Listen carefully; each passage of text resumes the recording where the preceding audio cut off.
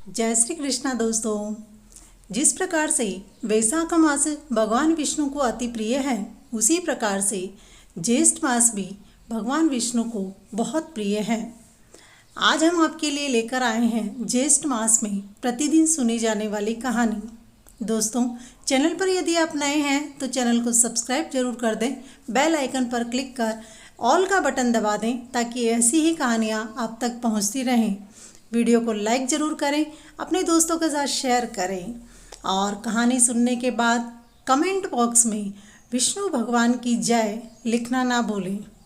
दोस्तों, ज्येष्ठ मास में जल के दान का बहुत अधिक महत्व है। इसके बारे में महर्षि स्कंद जी अपने शिष्यों को बताते हैं कि जेठ माह में जल दान का बड़ा ही महत्व है। इससे श्री हरि विष्णु अत्यधिक प्रसन्न होते हैं। इस मास में जल दान, जूते का दान, चंदन का दान, छत्री का दान और चंदन के दान से शांति प्राप्त होती है। चंदन के दान से देवता प्रसन्न होते हैं। सभी मनुष्यों को जेठ मास में निर्जन स्थान पर प्राणियों की रक्षा के लिए जल का दान करना चाहिए। जो कोई जेठ माह में जल का दान नहीं कर पाता है, उसे मृत्यु के बाद नरक की यातना भोगनी पड़ती है। मरने के बाद वह व्यक्ति चातक की योनि को प्राप्त करता है। इसके संबंध में कथा इस प्रकार है। त्रेता युग के अंत में माहिष्मती नगर में एक ब्राह्मण और ब्राह्मणी रहते थे। ब्राह्मण का नाम समंत तथा ब्राह्मणी का नाम गुणवती था। उनके पुत्र का नाम देव शर्मा था। एक दिन ब्राह्मण वन में समाधि लगाने गया।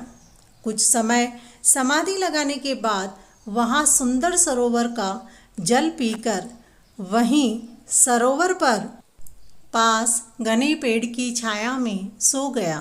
जो भी जीव वहाँ सरोवर पर पानी पीने आते, ब्राह्मण को देखकर डर जाते और बिना पानी पिए ही लौट जाते। कुछ जीव तो पानी नहीं मिलने के कारण मृत्यु को प्राप्त हो गए। सूर्यास्त का समय होने पर ब्राह्मण अपने घर लौट गया। अनजाने में ही सही उस पर जीव हत्या का पाप लग गया। घर जाने के बाद वह ब्राह्मण अस्वस्थ हो गया और कुछ दिनों के बाद उसकी मृत्यु हो गई।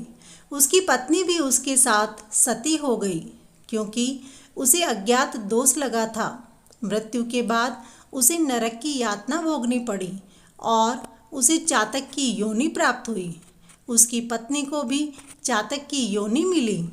उसके बाद वे दोनों अपने बेटे के घर के पास एक वृक्ष पर रहने लगे। चातक अपने पूर्व जन्म के कर्मों को याद करता है और जोर जोर से रोने लगता है। देव शर्मा चातक के कर्म क्रंदन को सुन सुनकर परेशान हो जाता है तथा उसे भगाने की कोशिश करता है, परंतु चातक और चातकी वहाँ से नहीं जाते हैं। जिससे दुखी होकर देव शर्मा वृक्ष को आग लगा देता है, जिसके कारण चातक चातकी के पंख जल जाते हैं। वे दोनों घायल अवस्था में नीचे गिर जाते हैं। वे दोनों अपने कष्टों की बात करने लगते हैं।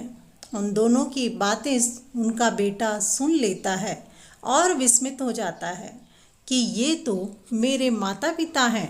वह श्रेष्ठ मुनि के आश्रम में जाता है तथा उन्हें अपने माता पिता का पूरा वृत्तांत सुनाता है। फिर उनके उद्धार के विषय में पूछता है। मुनि कहते हैं, तुम्हारे पिताजी पर पिछले जन्म का अज्ञात पाप है। उस पाप से मुक्ति के लिए तुम निर्जन वन में पानी का दान करो। ऋषियों के कहे अनुसार वह अपने माता पिता के उद्धार के लिए निर्जन वन में प्याऊ लगवाता है।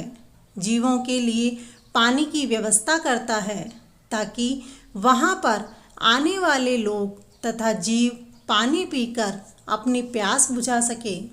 उसके इस पुण्य के कारण उसके माता पिता चातक योनि से छूट जाते हैं और अपने बेटे को सुख समृद्धि का आशीर्वाद देते हुए वैकुंठ लोक में चले जाते हैं। इस प्रकार ज्येष्ठ के महीने में जो कोई जीव जंतुओं व प्राणियों के लिए जल की व्यवस्था करता है वह इस लोक के सभी सुखों को भोग कर वैकुंठ लोक में स्थान प्राप्त करता है। बोलो विष्णु भगवान की जय।